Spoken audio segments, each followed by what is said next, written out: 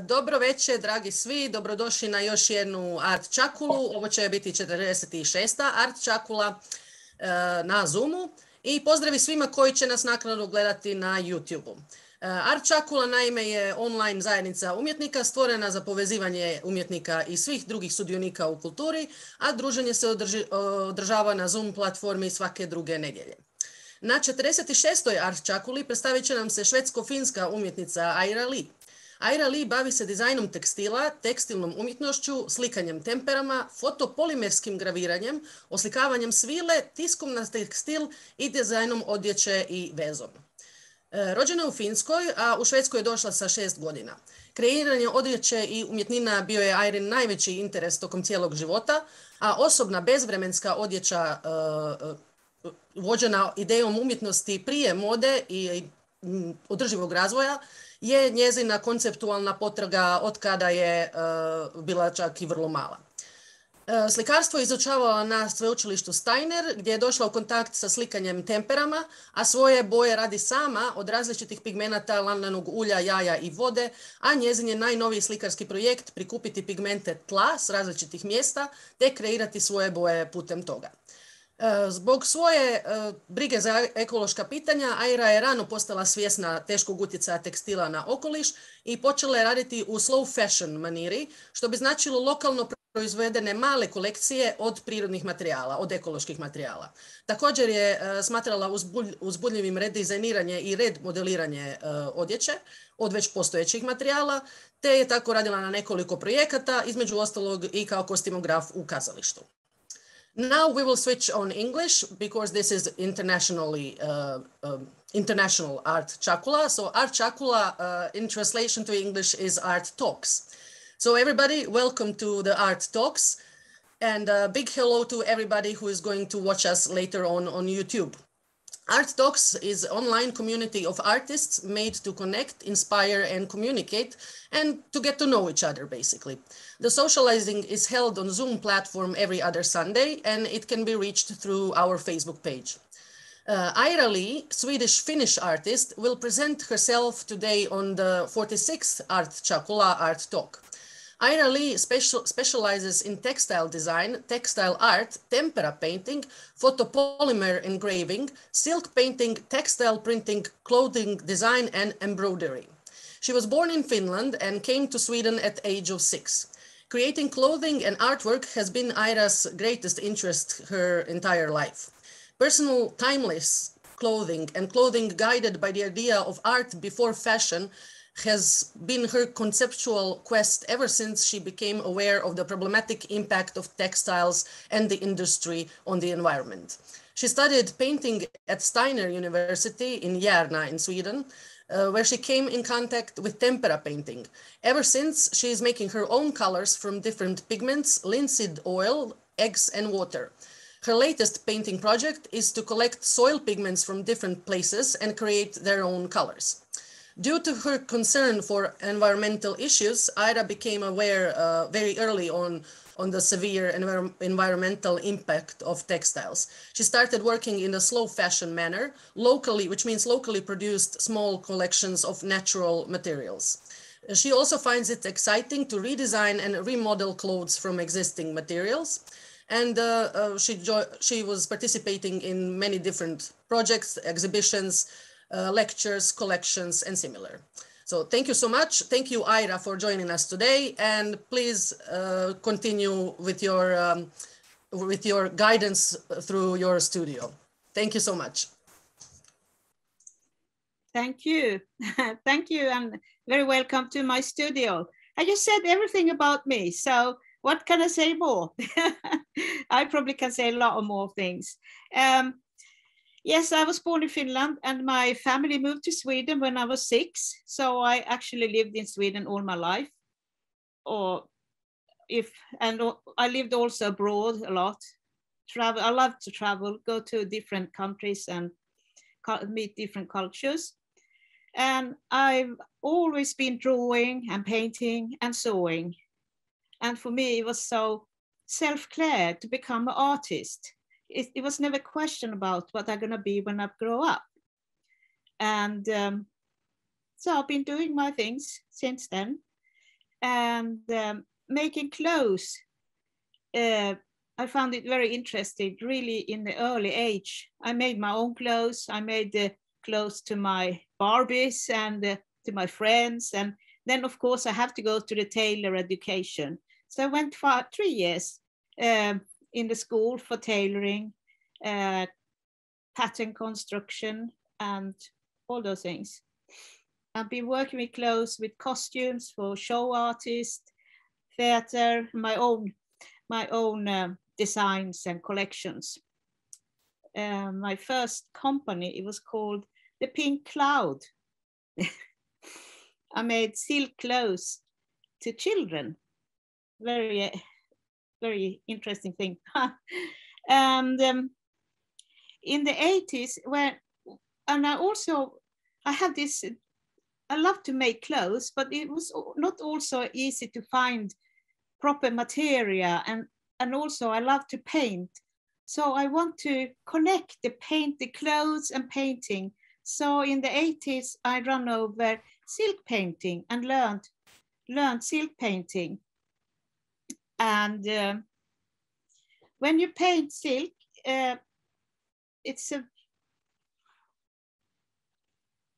you paint with special colors, reactive colors. This silk I have in my hand here, it's painted for 30 years ago, and it still looks like painted yesterday. And also the silk behind here, I painted 30 years ago.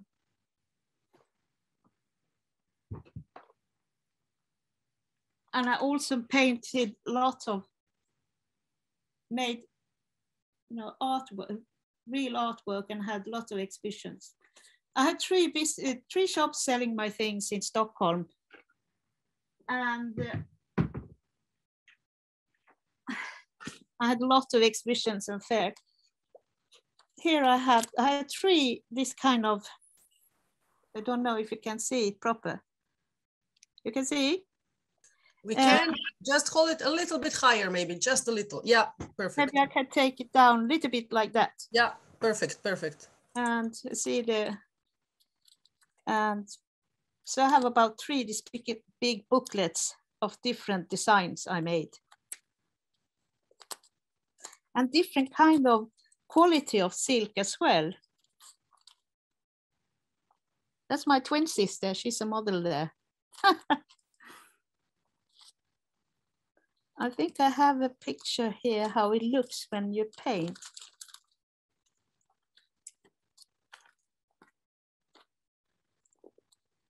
One day it would be fun to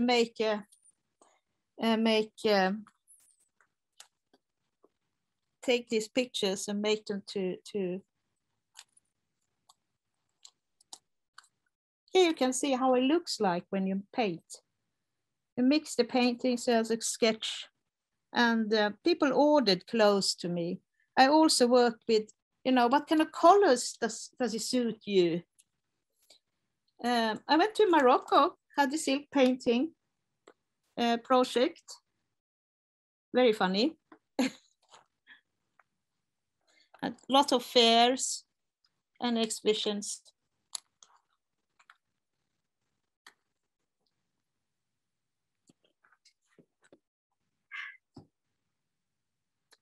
It was a fantastic thing to make your own patterns, and you paint them, and then I put up the material, and then I looked at it and I thought, oh, that's gonna be a shirt or kimono or whatever. Yes, that's about silk painting. It was a big part of my life in the 80s. Let's see. I put up another painting here. It's painted with egole tempera. And I like to talk about how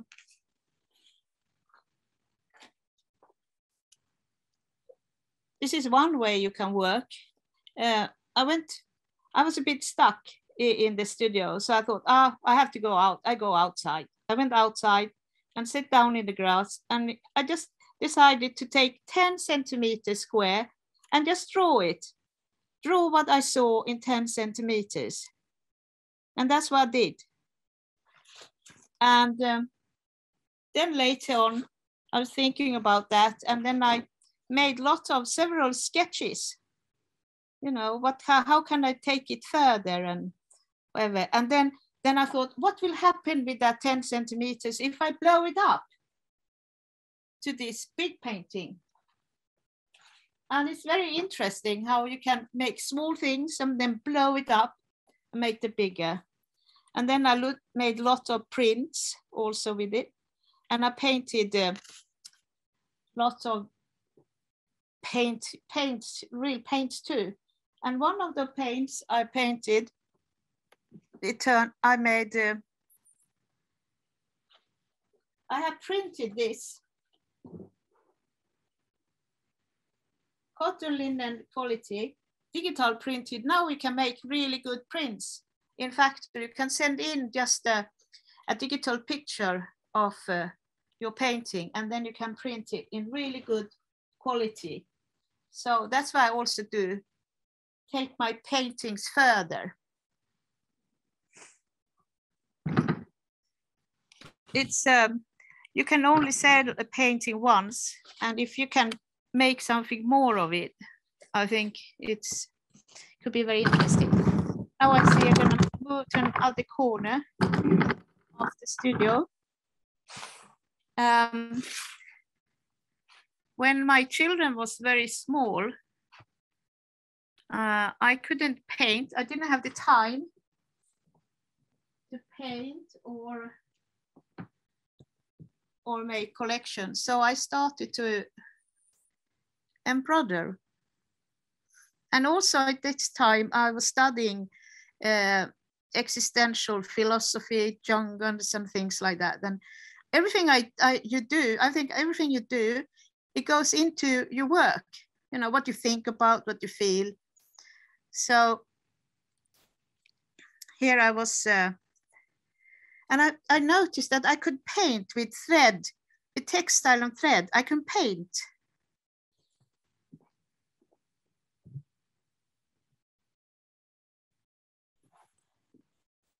So I got about 20 of these things. I took some of them out. I call them esoterical talks, existential talks.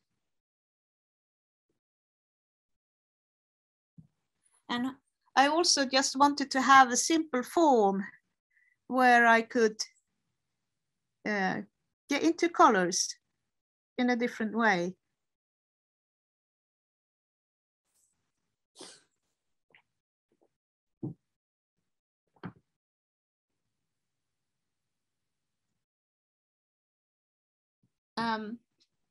Embroidery, free embroidery, what I work with, it's really fun because it's so large. You can do so much about it,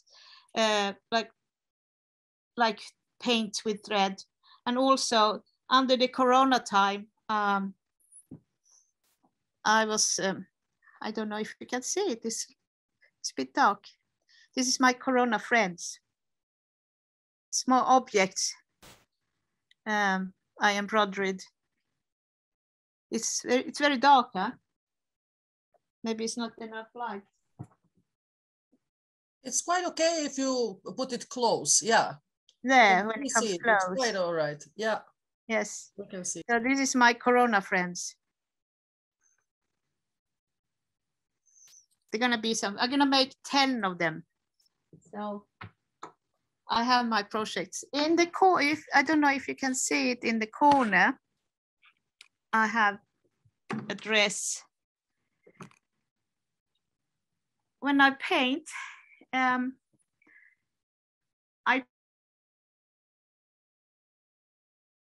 it just keeps for about 10 days, then it goes bad because it involves egg.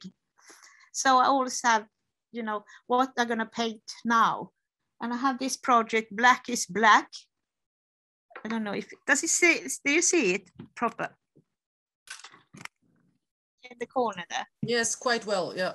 Okay, so I had the project Black is Black. So I thought I'm gonna paint my sketches of clothes. So I painted first sketches I have in my sketchbook, and after that I made the dresses.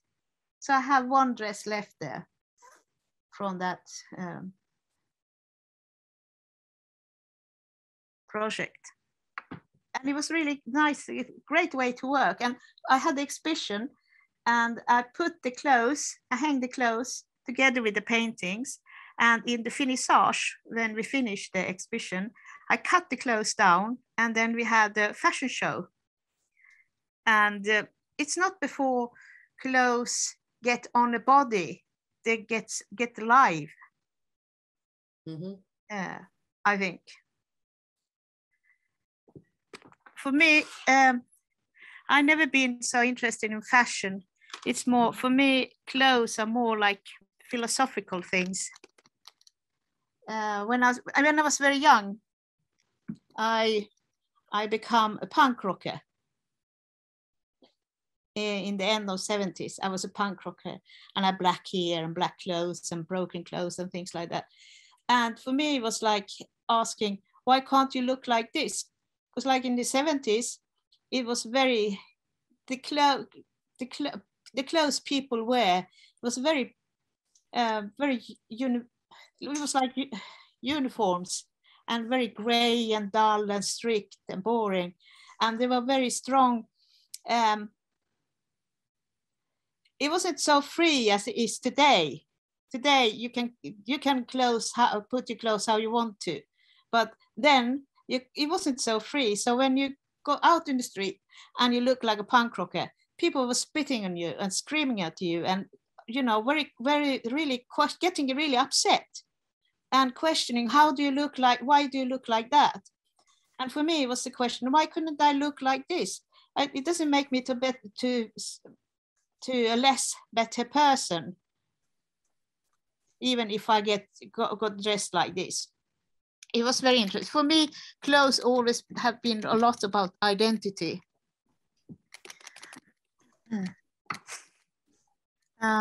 Go further here in my video.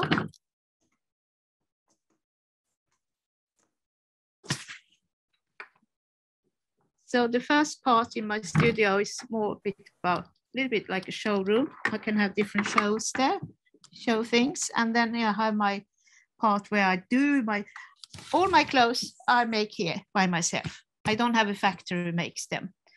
I make my wool collections, and I'm part of a shop in Old Town in Stockholm where I sell them. And I have customers all over the world. It's really nice. But everything is really slow fashion made by me in my studio. Down here, we come down to where I do my painting. And as I said, I paint with tempera, and I make my paint of egg.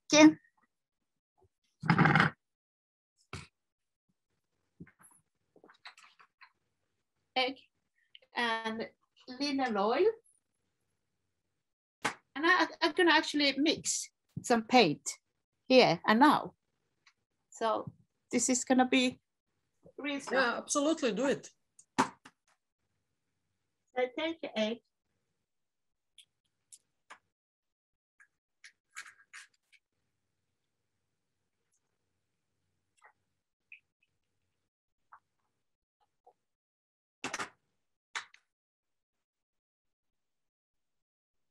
And I take one of the half of the eggshell, and I put linen oil in the eggshell and put it with the egg, mix it with the egg.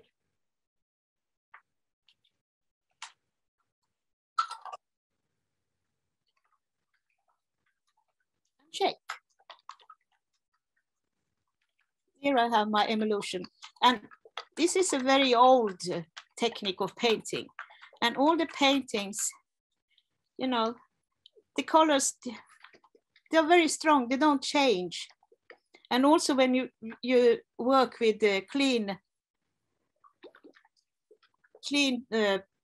pigments, you know, you have clean colors. I can see it. I put up some paintings. Let's see. Just the one on the top there, the blue one. It's from Parga.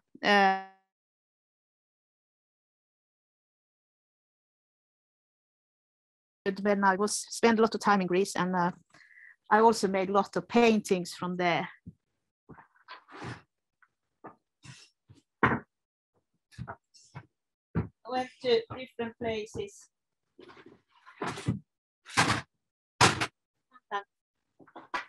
This is from Corinth. Does it show? I can't see so well. Yes. Yeah, we can. It's fine. Yeah. Yeah, you can see. Yeah. Is this also egg tempera? Yes, it is, and it's on carbon.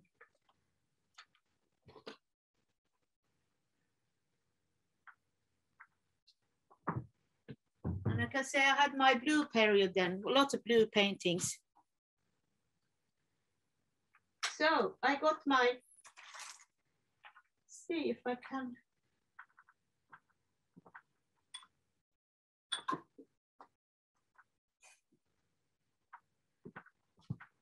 Those paintings there with agaves. These ones are paintings I made in the spring. I have about 10 of them. I went to Mallorca, the island, the Spanish island, Mallorca, and I traveled around there and I collected pigment from the island.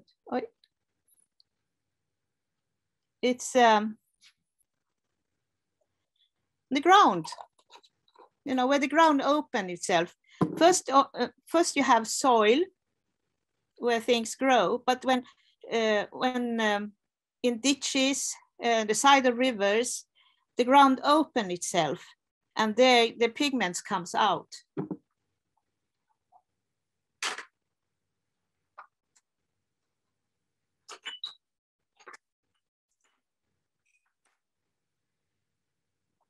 When I start to work with this, let's see. Can you see the table here? Yes, we can. Yeah. Use grounder, and I ground it, which I've done with this. And then I have a glass here, and I can put some of the pigment, the egg and linen oil.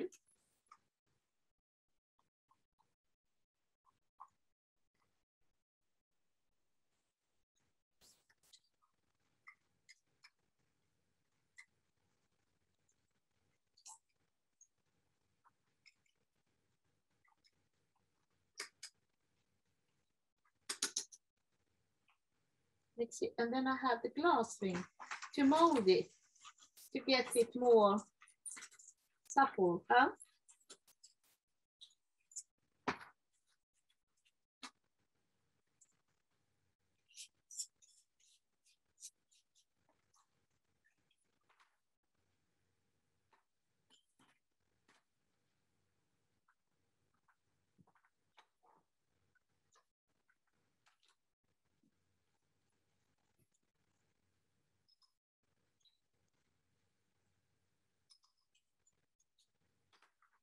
It's not so much of that now there.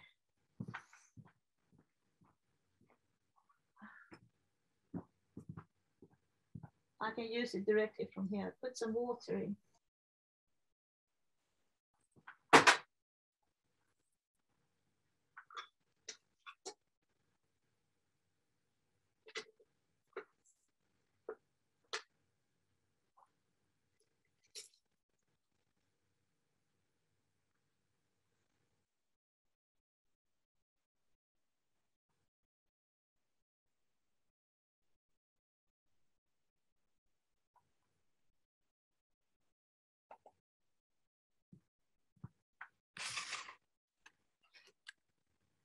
and then I can just use it. Can you move the camera a little bit to your right so we can see just a little bit better? Yeah, perfect, perfect, perfect. Perfect. I can pull this. And what is fun with tempera, I had done this simple sketches before I started here. What is so fun with the tempera is that it's a living color. It lives a long time. It's open for a long time before it dries and settles.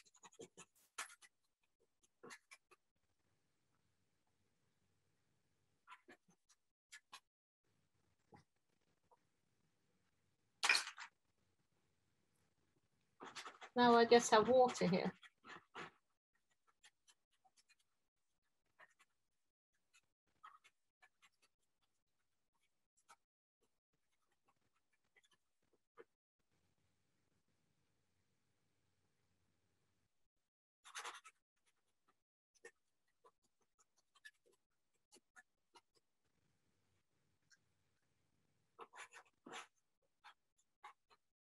The black ones is charcoal. And I mix it into the paint.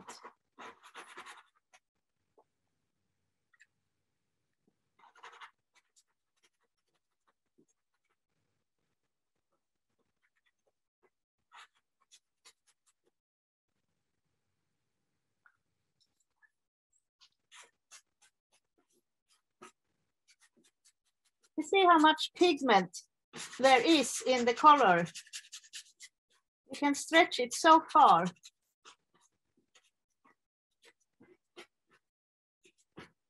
And how you from one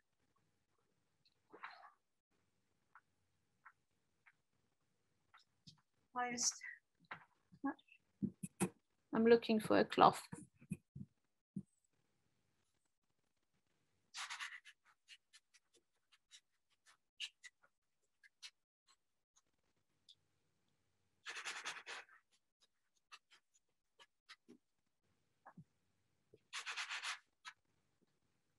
It's a start. Huh? What did you say? You said that this type of tempera has a long time that's it's open. So what are the blending properties? For example, if now you want to add white and you want to have nice shades, is that possible with this kind of tempera? Absolutely, it's no problem.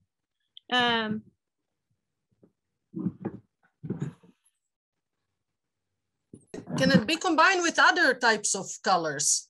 Or is it just chemically dependent that you always using yes, the same? Yeah, yes, you can use it, absolutely.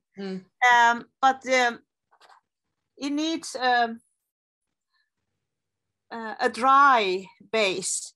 If you have too oily base, it would just you know, slobber around. It won't get sticky there. So I have some Titan white here, and I just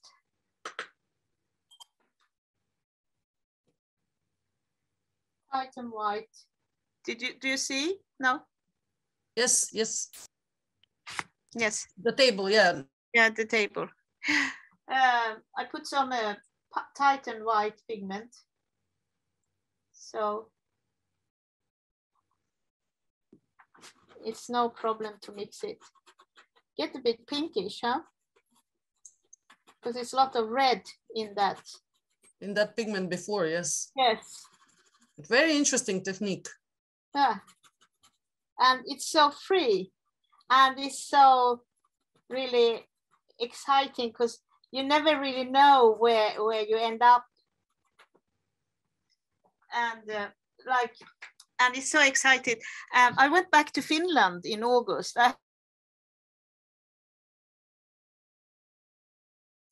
70 years, and I went up in the place where my family comes from, and it's called Rautavaara, and it's in English, it's Iron Hill. And there, the trees have fallen, so the roots of the tree have come up and open up the ground. So there you could see you know, this. And that's very exciting. I'm gonna do some, try to do something with it.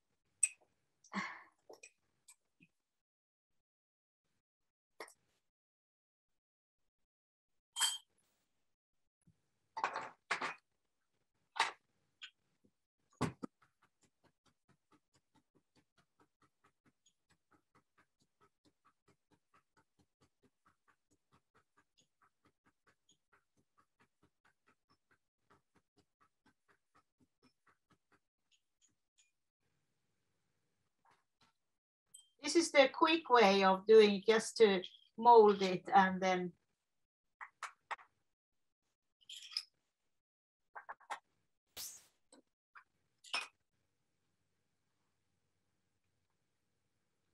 mix it. You can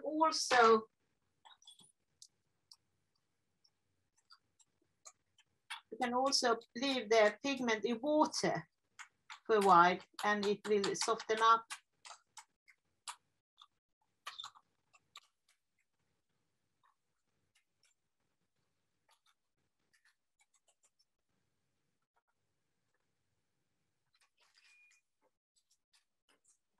Here it is a lot of big stones still there, but I think I got some.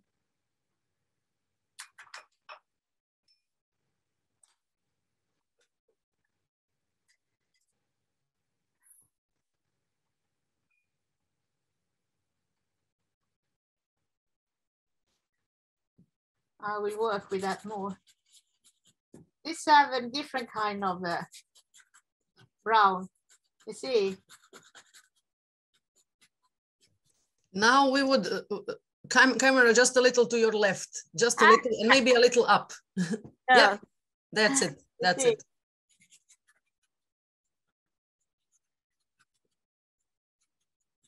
Oh, I find it so fascinating with these colors.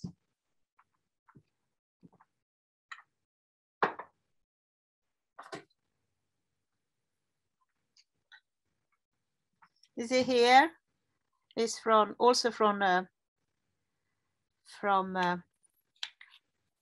think I can just stick it like that.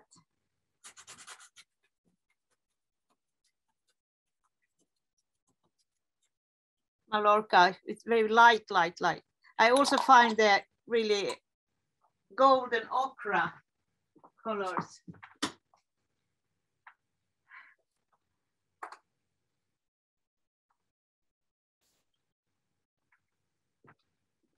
When I go abroad, I also buy, I go to paint shops and things and buy colors and pigments. And this is something I bought in Egypt, in Cairo. And you never know what it is.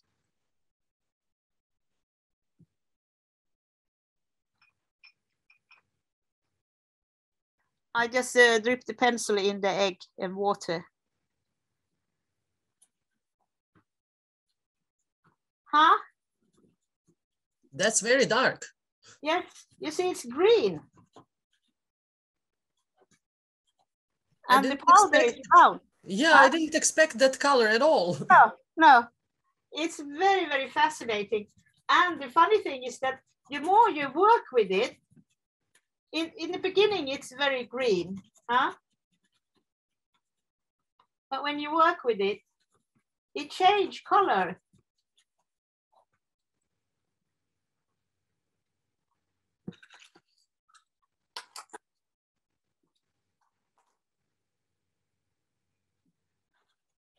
See, I add water to it, and it becomes something else. It's from the Sahara Desert.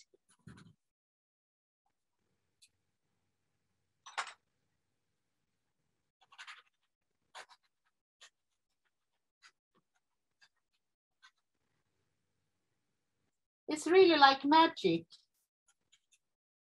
And tempera painting is so fun because you can make layers and layers and layers.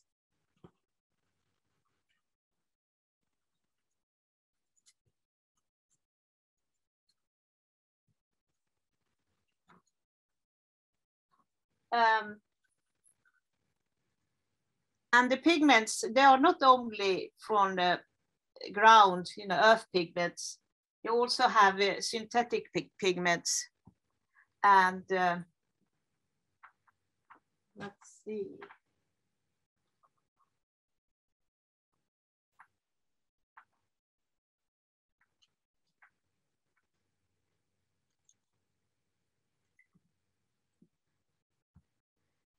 This is ultramarine red. It's a very rare pigment.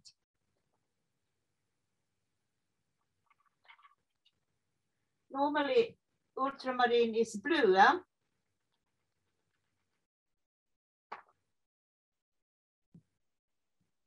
You can also find it red. Now I take some of that egg oil and just mix a little bit in the top of that little box. Add some water.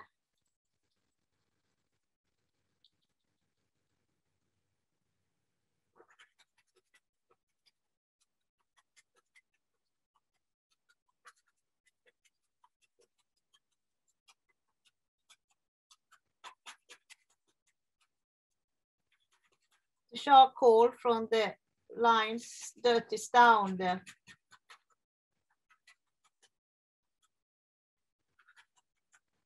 It's a very interesting color, isn't it? Looks lilac from here. Yeah, it is lilac. Yeah. It's lilac, but it's a ultramarine red.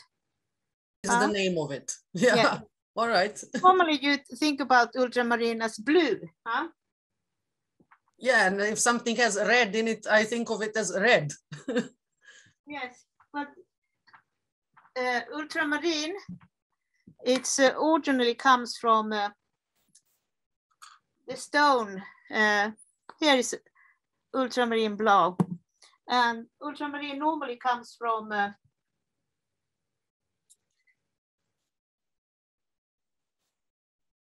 the stone lapis lazuli, the original ultramarine.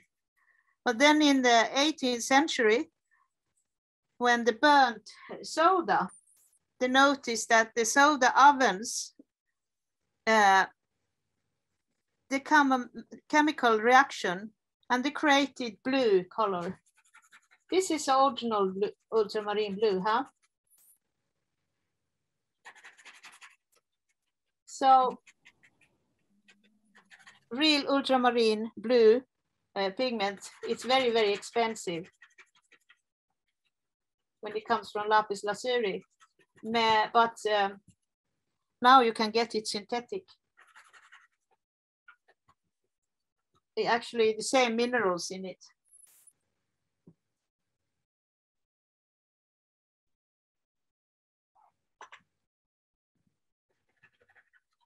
Now I just take some white.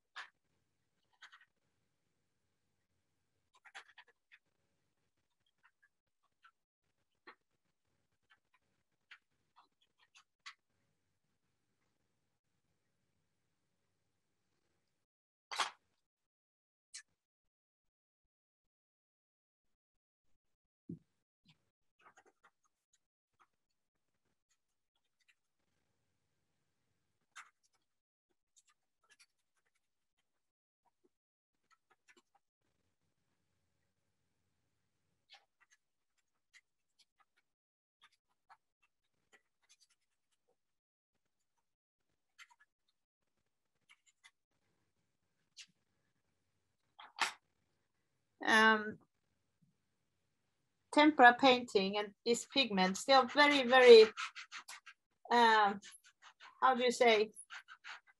They're very strong. So you don't need a lot of paint to paint a lot. You understand what I mean? So when I paint, I decide like which colors I'm gonna use, and I mix them in little jars like this. This is perfect in Sweden. We have what we call the caviar. I don't know. You probably have it in Croatia as well. Caviar. Not the same thing, but we do have it. Yeah. Yeah, I love it myself. So I save always the jars, and they're perfect to make you paint in. And this paint, as I said earlier, because it involves egg, it just lasts for about 10 days. And then it smells very bad. The egg gets bad. So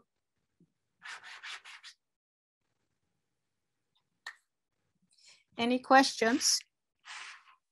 Could you show us those in the back with the gold, agava? Could you take one and show us closely to the camera? Yes.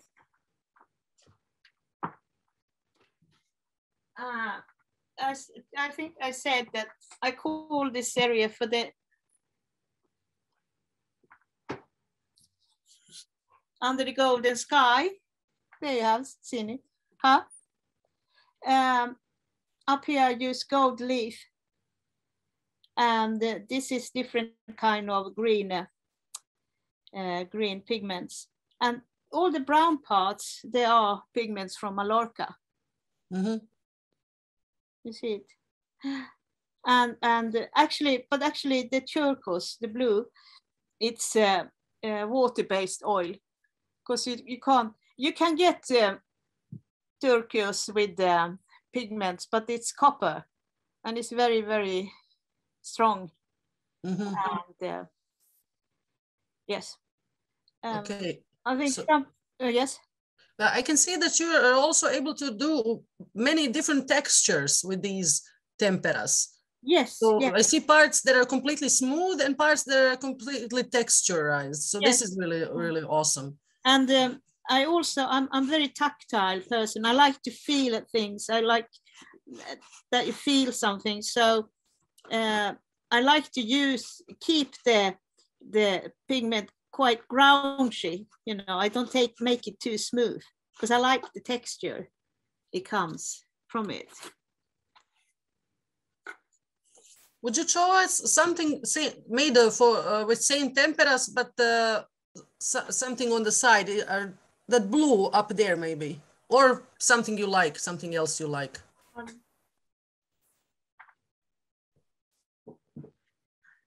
I always have periods in my painting, so different series. So I can show this actually first.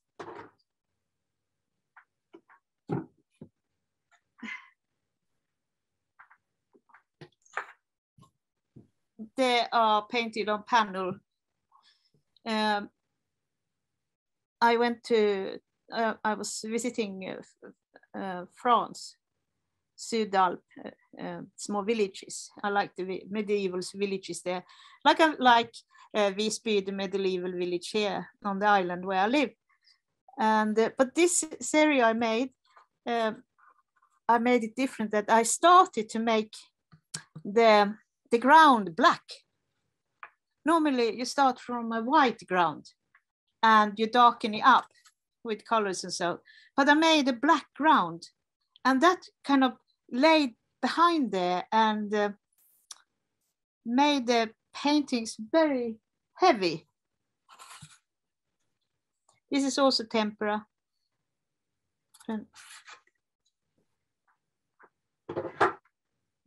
So I had the black period, and the black period went to a gray, more gray. And like I said before, that everything that moves in you, you have in your heart and your thoughts, goes out in your hands when you make things. And I had a quite heavy period of my life. So everything goes in there, what you do. And now light is coming back. That's what I long for.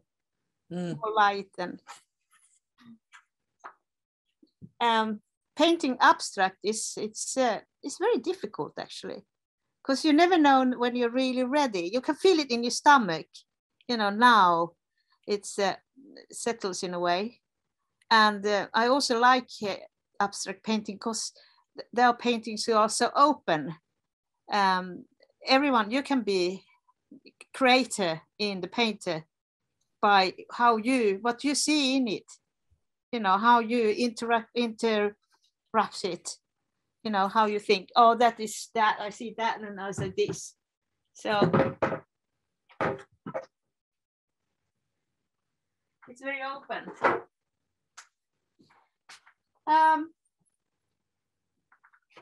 Would you like to see some more things? Yes. Yes.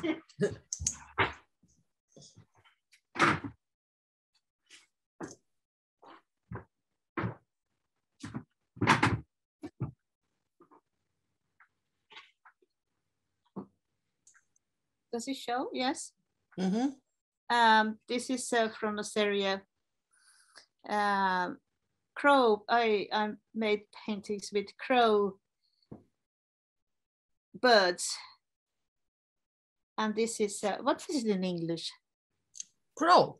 No, it's not a crow in English. This is raven you think of? No, it's not a raven. In Swedish, it's skata. Anyway, it was funny because this painting started actually with that it was snowing. Came first snow, not much, like 10 centimeters. And this is this area I made for 180. And at that time I was smoking, but I never smoked inside. I smoked outside. So I went out smoking, and there's been snowing, and it was all this fresh snow. And then I saw this, the footprints from the bird, huh? And it was a skata, pika pika you can call it pika pika because that's the Latin name of the bird. So it was this bird who made the prints in the snow, and I was sitting there smoking and, you know, thinking, looking at that, and I was like, oh, that looks like salsa steps, like the bird was dancing salsa. So that's where it started. And I made a series with crow, fogels, different birds with different music themes. So pika pika salsa, and it was a crow who was having a course, and other ones. And why I have this picture is funny because I actually sold it. And then a friend of mine called. He was on a flea market. And he said, oh, I found one of your paintings here. Buy it, I said. So he bought it. So it was actually a golf club who bought it. And now they are rebuilding the golf club. So they took every paintings from the club and left to a flea market. Crazy, isn't it? But I was happy to get my pika pika back, and I can sell it again. I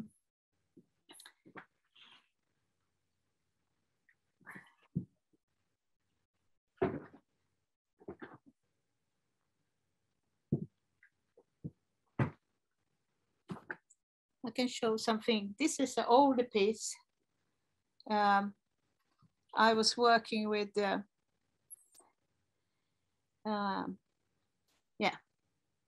was also seria. This is also tempera, and it's like I called it this area. What is it? Pots, you know. It's a bit like female thing. Woman is like there's a word for it. What is the word for? Not the pot, but something carrying things, carrying life, carrying children. So that was a series from there. And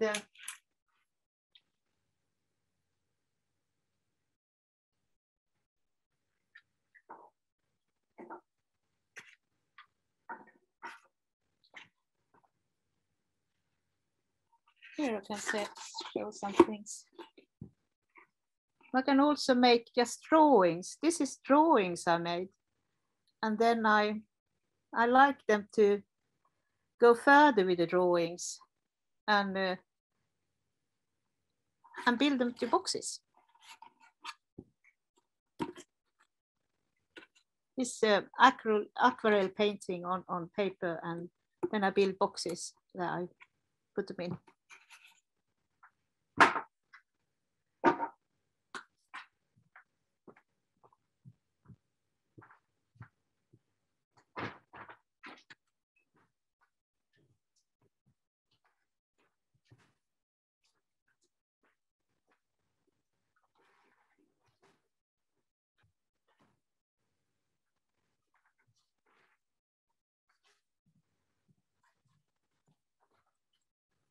There is also one of the from this black period, and the light is coming in here with the orange.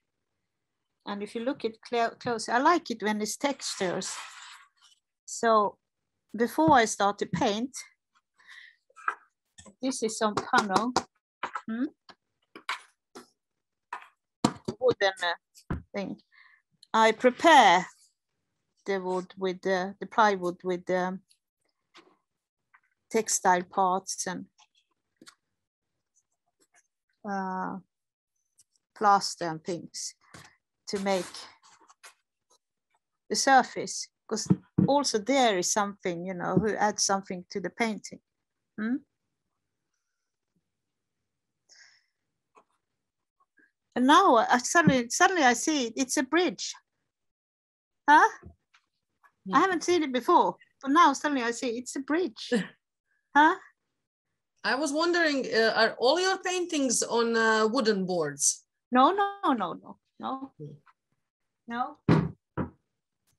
No, this one is in linen. And when mostly I do the frames myself, and then I stretch on the linen, and then I ground it with the glue from bone glue. There is a special glue made of bones, animal bones though, and it's a very old technique, and yeah, I like it. I like to do things from scratch. But this is linen. This is linen and different. And now the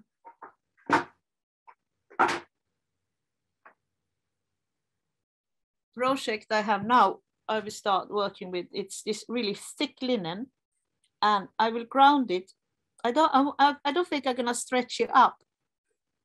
I will ground it with the bone glue to get it stable, and then I will do some earth pigment paintings, abstract paintings on them. Very exciting. I'm very excited to start again. I haven't been painting for a while. It's been summer and other things, and my designs, my collections I make, they pay my rent. So that's what I do for a living. And then painting, I can't paint to think I'm gonna sell this. I paint because I love to do it, you know. It's so, I like, it's so exciting. Really. Speaking of your collections, clothing collections, would you tell us a little bit more about the redesigning, remaking, and the slow fashion thing? And maybe I was also wondering about the printing on silk. When you said, I was curious, how is it actually done? How do you make the matrix, which is then printed? If you could tell us a little bit more about that, maybe. Yes, the silk painting, wait, I show you.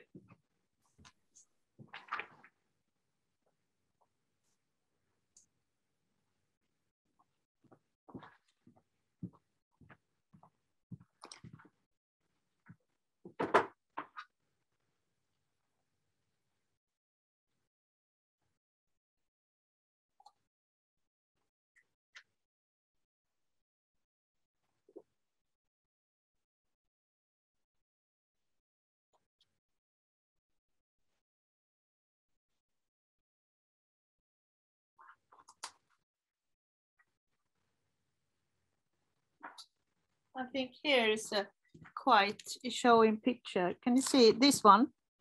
The silk printing, silk painting. It is actually that you stretch up the silk in a special frame. So it's like painting in the air because the silk is white and sometimes the silk is very thin. So it's like painting in the air. It's fantastic. And you paint with the reactive colors, and there are special colors that go in and react with the silk fiber.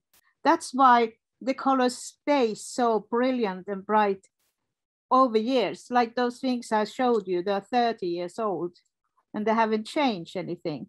So you stretch it up and then you paint with a brush, with a pencil. So it's really craft. And this color, you have to steam it to stay, you know. It isn't, what do you call it?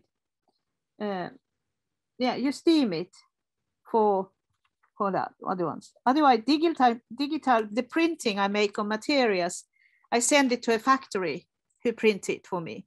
Yes. And yeah, I was that was answered to my question. Thank you. But I was also wondering, can we see some of the clothing that you have here in studio? If you do. I saw one thing somewhere. The one on the doll. Yeah. Yeah. I don't have so much here actually. I make and I sell. Yeah. That's fun. I have some things I can show. I have some here.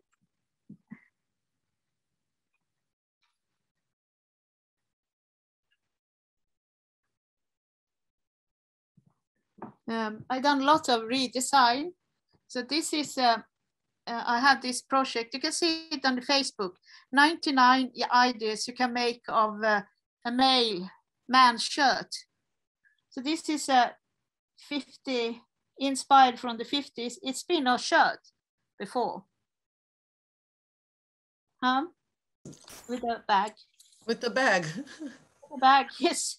And the back, the parts are from the, you know, this part. Mm-hmm. Of on the sleeve, yes. Of the sleeves, yes.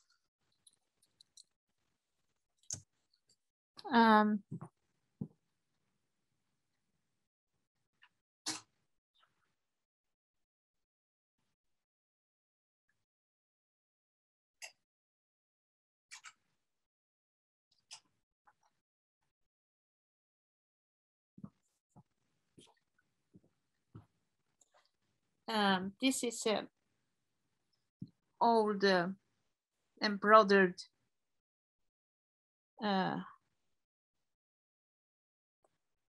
cloths which are mixed together in dresses. But I don't have so much left home here in the studio. They go away.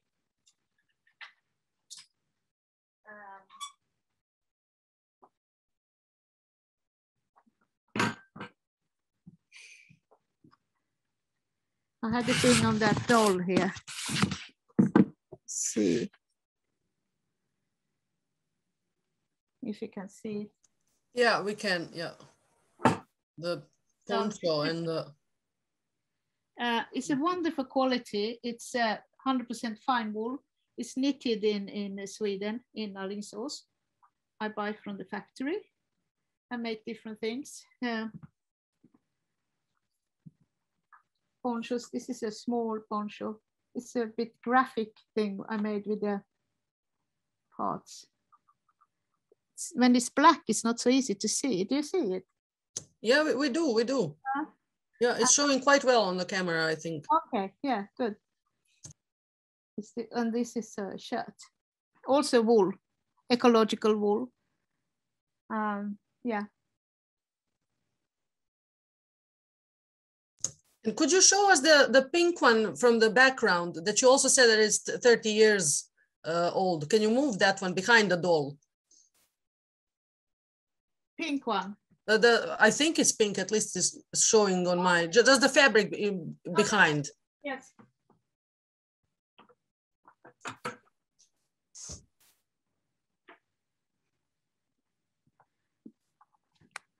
And there you need, do you see it? Yes.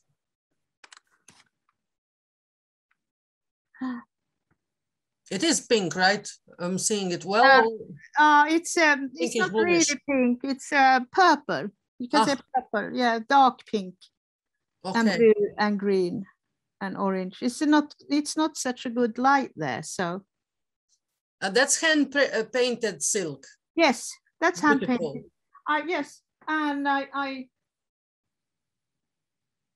take the silk and I stretch it, and I have to paint it in pieces because yes, I have a long one. I have a long frame. Show you the frame.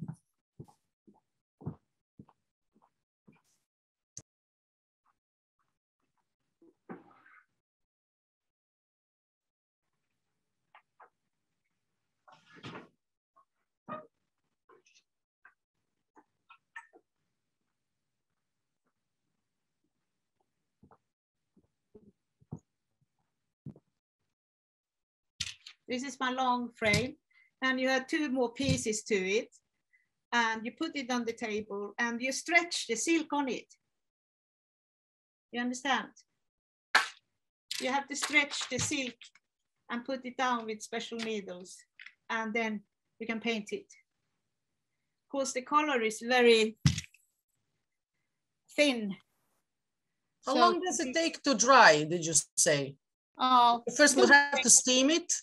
It takes 1 to 2 days for dry, but I usually let it stay in the frame for 5 days, and then I loose it from the frame and I make a package with thin paper and silk, and I put it on a roll, and I have special steaming box where I steam it for 60 minutes.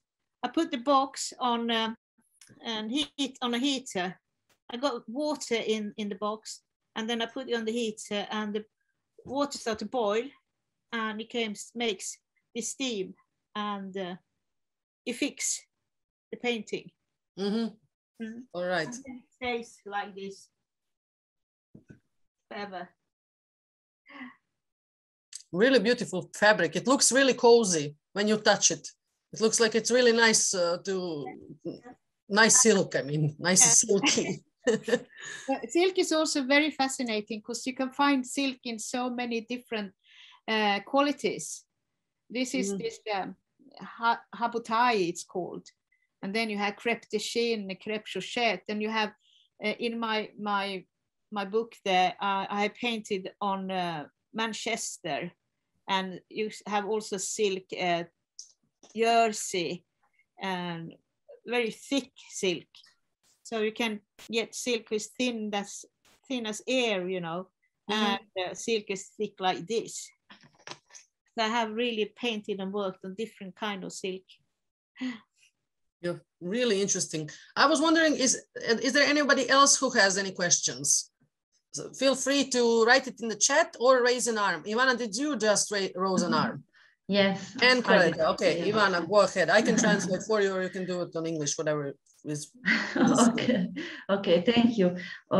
If you cannot translate, I can talk on Croatian, and then you can translate on English. Yeah. Okay. Ako je Aira gotova sa izlaganjem, inače mogu dozvoliti još da završi. Ja sam se htjela zahvaliti, ali imam i pitanje vezano za nešto sasvim drugo, a to je prvo bih htjela reći da mi je bilo zanimljivo poslušati vezano za pigmente, kako ih skuplja i kako ih miješa sa jajem i ovim lanenim uljem. I taj cijeli proces što nam je pokazala kako dobijete boje i kako slike, kako dobijete prijelaze sa miješanjem sa bijelom bojom.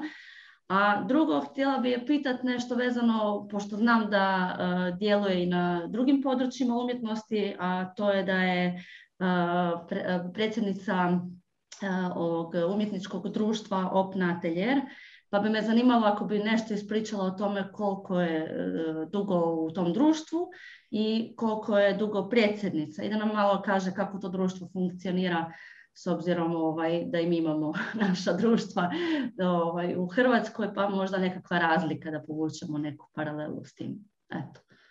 Okay, thank you, Ivana.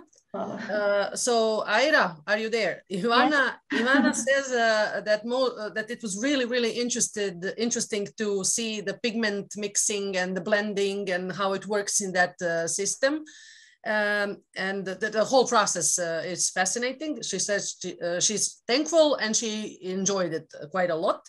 But she also has a question because she knows that you are active in other areas, specifically Open Atelier Gotland. So she was wondering if you would tell us a little bit about your other activities, specifically in that being a president of Open Atelier Gotland. How long are you in the is that a society or community? Society. Yes. And how does it work anyway? What do you need to do? What are the projects that you're involved with and so on? Yes. I moved to Gotland for 12 years ago. Before that, I lived in Stockholm and the south of Stockholm. And I moved here because it's a very special island and it's quiet here. And I thought, now I'm going to do what I really want to do and nothing else. So I moved here. And then there is a society called the Open Studio Scotland. And every spring, in Kristi Himmelfärd. What is it in English? No, but this is a very special weekend in the spring. All the members in the society open up the studios and invite people to come and visit. And it's all free, you know. And this had been going on since 1994, I think. So, and they asked me, when I moved here, they asked me, do you want to work in the society, you know, in the group, in the board of the society? And I said, yeah, I can do that. Because I had started this kind of art. When I lived in Gnesta, south of Stockholm, me and my sister, we had a gallery there. So I was there, I started the open studios in that area in the 90s. So, so when I got here, they asked me if I want to be there. So I've been there working in the board for, 10 years, I think. And the last 5 years, I've been the president. And what we do, we are 8 person in the board, and we are creating the event for the open studios that are in 4 days event in the spring. So we have a homepage and all this marketing we do in magazines and whatever. And it's a very, we have over 100 members, and with different kind, we have photographs, we have ceramics, making pottery, textile designers, painters, what have I forgot, designers, and it's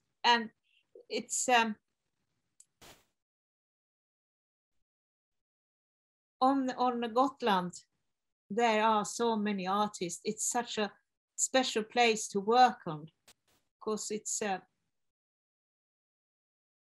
it is difficult to explain why artists move here. There are many different reasons, but you've got a lot of peace for do your work. And on an island, you also have easy to connect with people.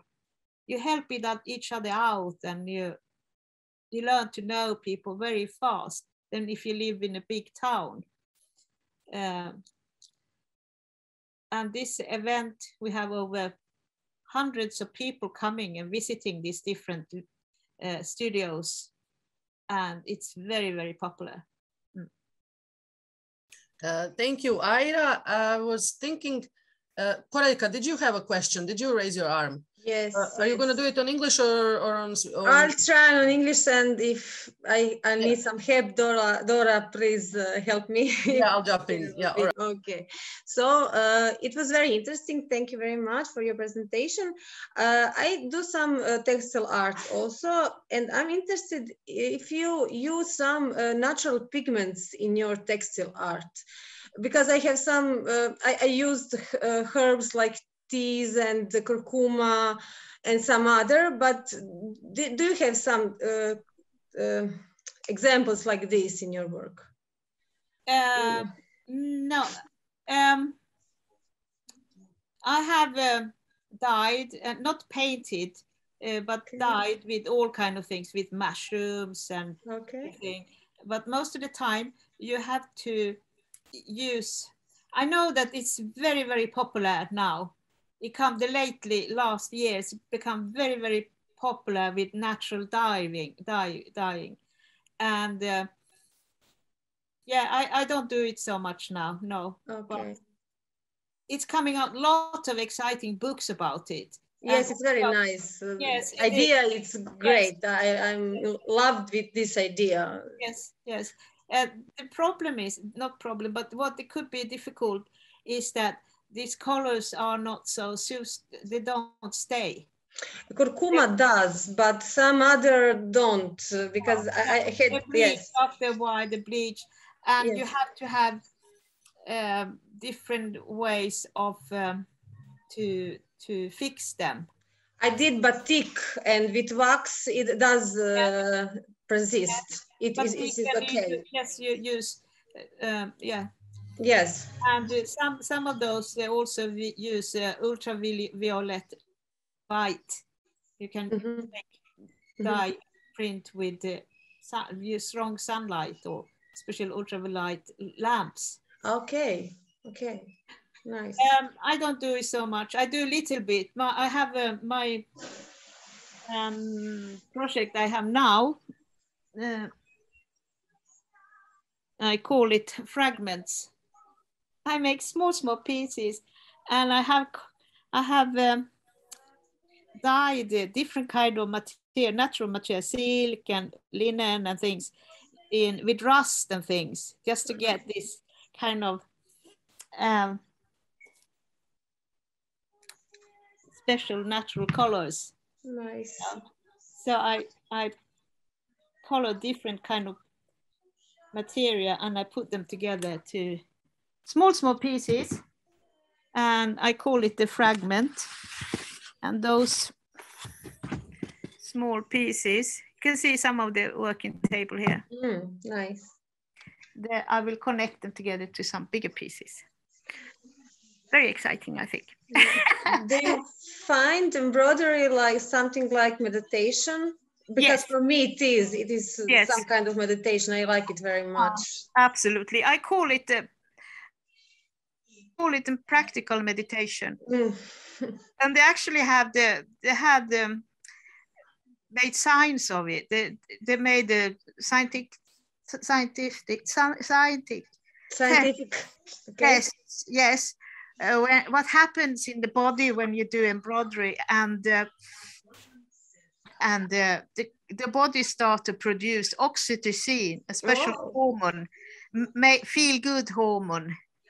It's same hormone like when you hug and nurse babies and whatever. So it makes you feel really good. So for me, embroidery, I do embroidery nearly every day, different things. And it's a practical meditation, I call it. So very good for your health. Great. And make you feel good. If that was all, Koraljka, you wanted to know, I will, Ljubica, I saw you raised an arm as well, but there is in the chat, let me just read from the chat for Aira. So Lea Čech says, first of all, she thanks you. And she says that it was really interesting, the technique and everything, and she loved your COVID friends. And then Helena also says, I also liked the Corona, friends, and I really like the way you think about making art and textile fashion in collaboration and with respect to the nature. Congratulations and much success. Thank you and warm regards from Croatia.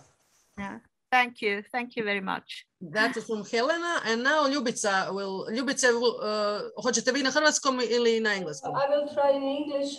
All right. Okay, hello. So I'm so sorry because I joined too late and I didn't see this work process, and I don't know actually what you were watching before. So I like this textile art, and what I wanted to ask, maybe Koralka already said somehow. So when you paint, you use wax for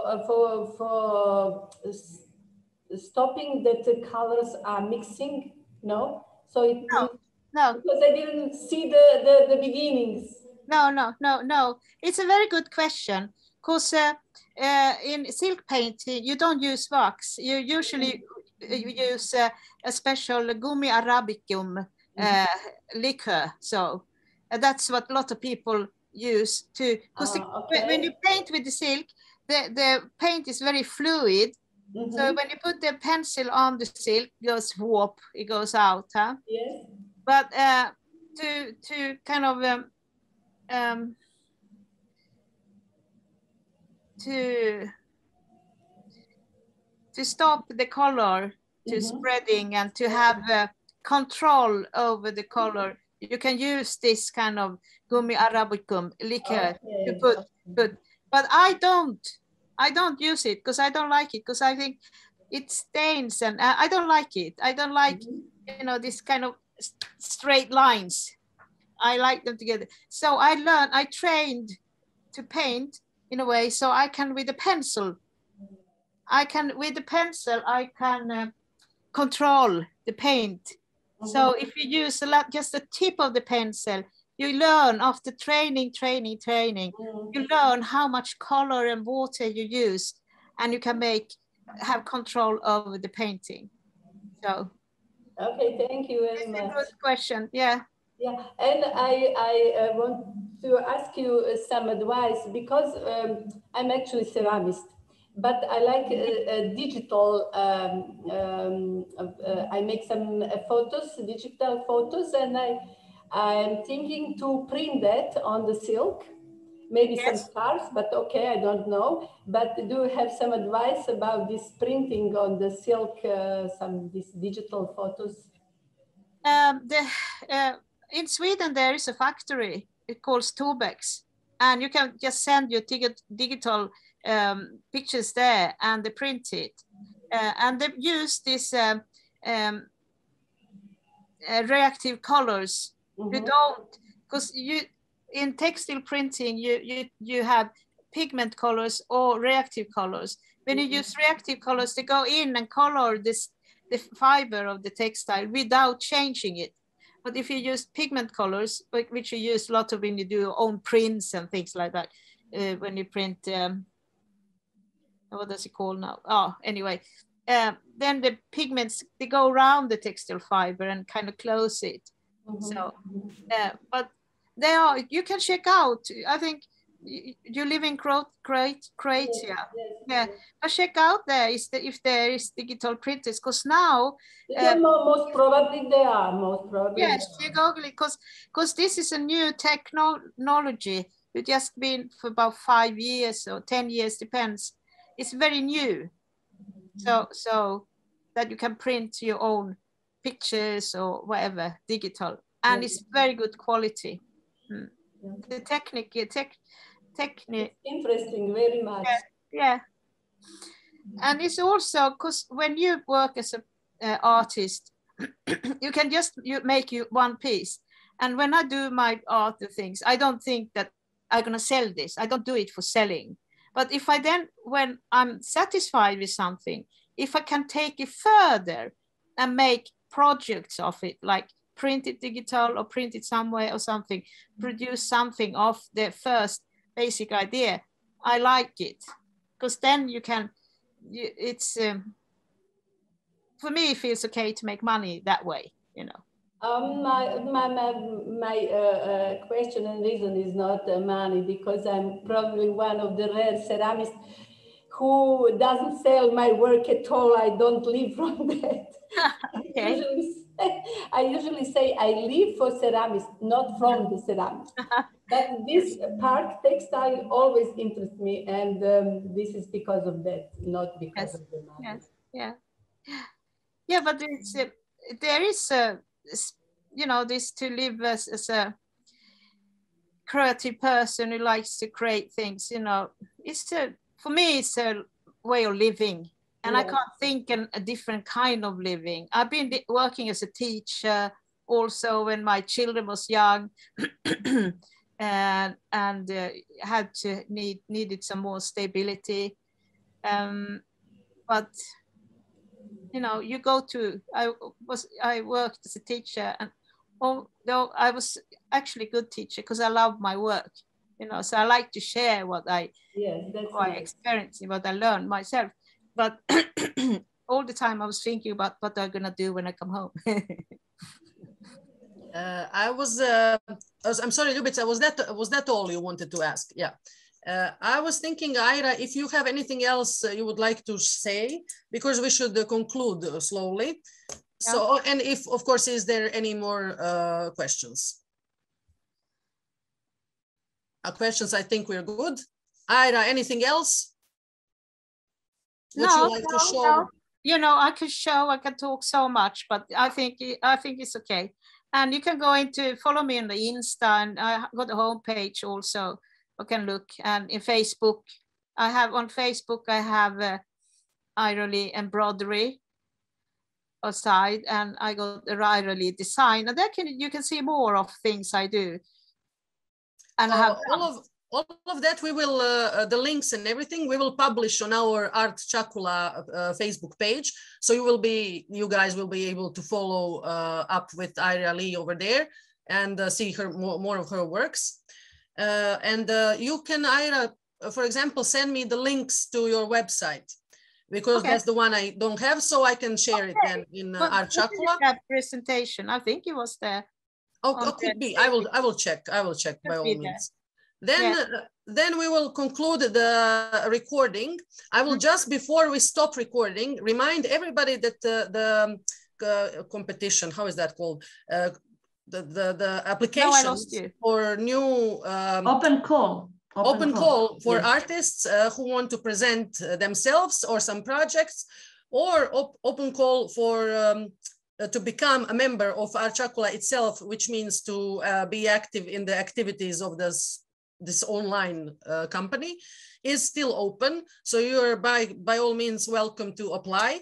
And don't forget to share it with your friends if you know anybody who would find themselves good in this kind of area. And we have a YouTube page, we have Instagram page, and we have Facebook page. So don't be a stranger and follow us on our other social networks. Aira, thank you so much for today. Thank you so much for this warm and lovely lecture. And I wish you all the best luck in future. Thank you so much. Thank you so much, everybody. One picture. A picture. Oh, thank you so very much to inviting me for this and letting me share some of my work. It was a pleasure. Okay, record off. Okay, thank you.